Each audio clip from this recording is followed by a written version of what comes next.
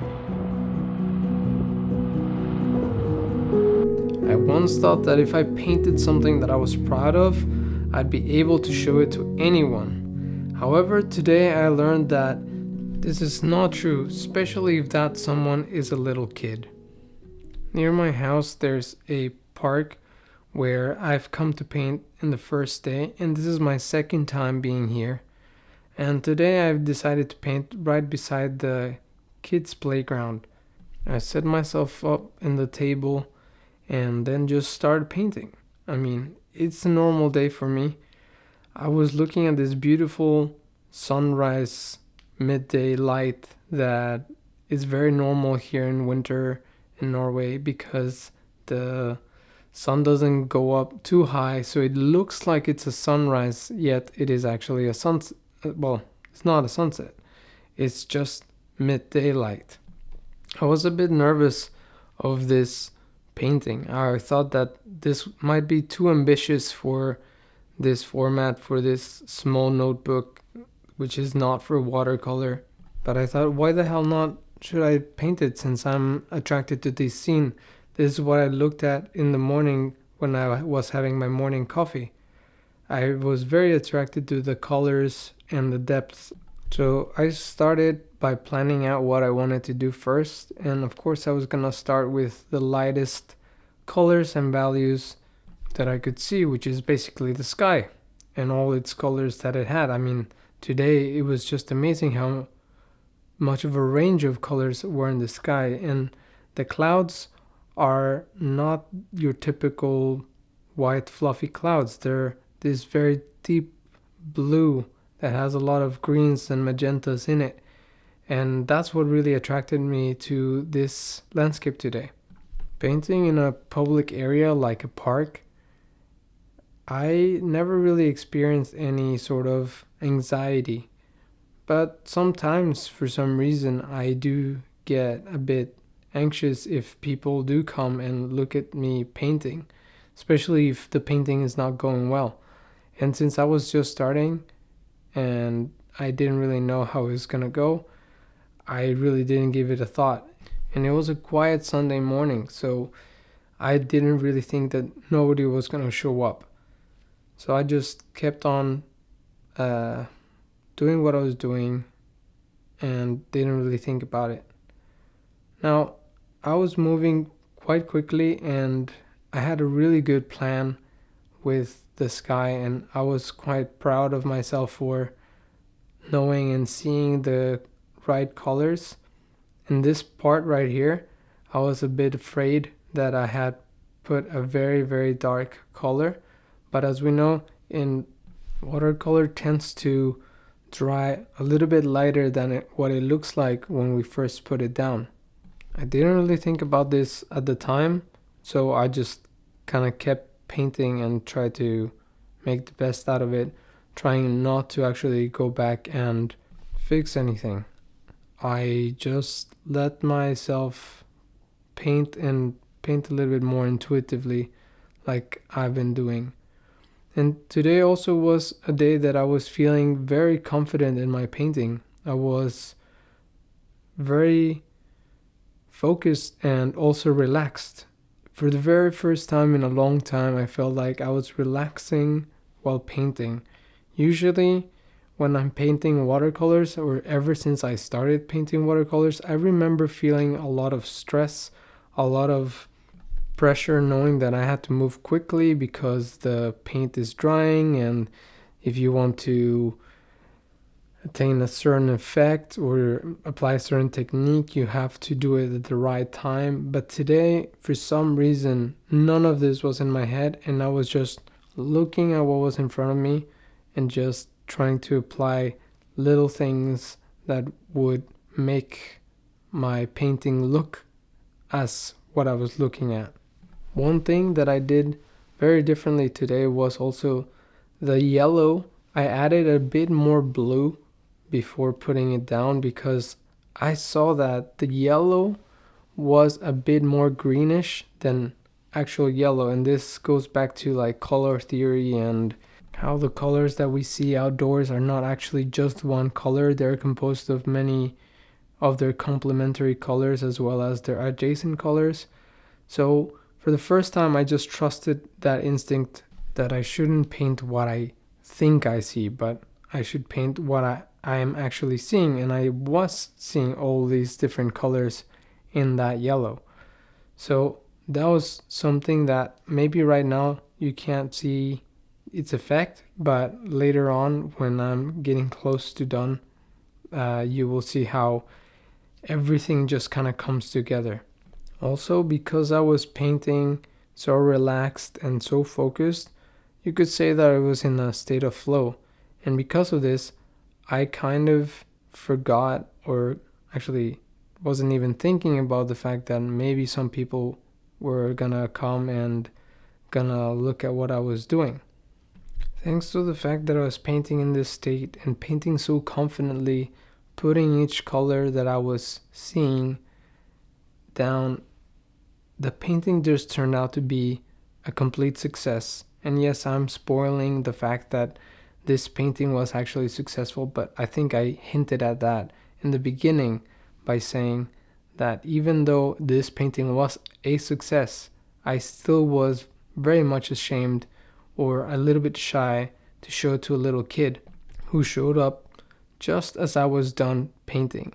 And every single time I'm done painting, I have to leave the notebook open sometimes because the paint is still not dry. I mean, it's still cold outside, but today wasn't as cold as it has been. So the paper was actually drying a little bit faster, and I did notice that today. But this kid just came and straight up looked at me and looked at what I was doing as I was packing my things. My notebook was there open. I looked at him and I looked at my notebook, and I was thinking, oh, he's gonna look at what I did. He doesn't really know, because he had those eyes of curiosity, of trying to decipher what I was actually doing and like what was all this equipment that I had with me. You know how kids are just so curious, and that curiosity can turn out to be like a staring competition. Like they will just stare at you and they will just be examining you. You feel so judged, so examined by this other little being who is so young and so new to this world, that does not understand what he's seeing, and that thing that he's seeing is you. That to me created a big feeling of uncertainty and shyness and maybe embarrassment. How could a kid this young hold so much power over me? He was just staring at me with curious eyes. He didn't say anything. He didn't point at anything I was doing. He was just there, mesmerized by my presence in his place of play. I have a few theories why this kid had so much power over me. One, he was a genius kid painter who could not stand the sight of me trying to attempt to paint this landscape. Two, he really didn't give a crap that I was there.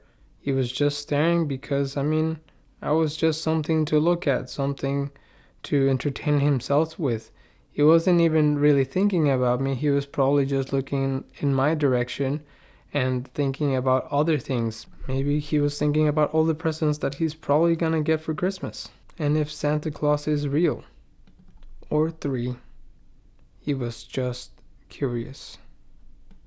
I don't know if you remember when you were a kid, but everything was a wonderful thing. Everything created a question in your head, and you tried to understand it. And I think that's what I was to this kid. But for me, I was feeling exposed, vulnerable, and almost naked to be looked at by this kid and examined as if I was an imposter of what I was trying to do. And what I was trying to do was not painting, was not getting better at painting, which in a way it is, but really deep inside, what I'm trying to do here is enjoy each moment in life just like I used to as a kid, just through painting. And in that moment, when our eyes met and I was walking by him with my notebook open, I purposely flipped it in a way that he could not see what I just painted, because I felt like a fake.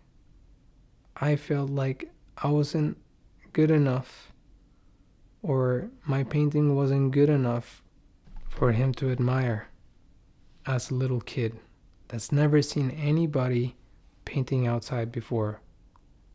At least I assume so. The further and further away I walked, I regretted it more and more. Something within me told me that that was a big mistake. I lost an opportunity to connect with a little boy and maybe inspired him to pursue the arts, or maybe not even pursue it as a career, but as something that he could see himself doing and enjoying it as a kid. I robbed this little kid from enjoying something as beautiful as painting, something that brings me joy. I always wondered, why are we so afraid of sharing those things that we love the most? Of course, there is people that are not afraid of sharing what they love, but sometimes they just come out as arrogant because they're just trying to show you how good they are. And because of this thought exactly, I sometimes don't share what I love doing, because I'm afraid that I will come out as arrogant, or that I am just trying to show everybody how good I am at doing what I love to do. When in reality, what I'm trying to do is to connect with someone through the one thing that I know how to do well. Through the one thing that maybe they don't enjoy doing, but they could enjoy looking at and trying to understand, how the hell was he able to do this? We sometimes forget that the thing that we're good at doing is something that somebody thinks is almost impossible for them to do. The way that we enrich other people's lives is through sharing what we love to do and them experiencing that love for our craft through us and through our work. I once thought that if I painted something that I was proud of, I'd be able to show it to anyone. However, today I learned that not to be true. And that's okay. As long as the next time that I have the opportunity to share my work with anyone, no matter if it's good or bad, beautiful or ugly, I should share what I love with the people around me, because I never know how that could change their life. I'll see you tomorrow.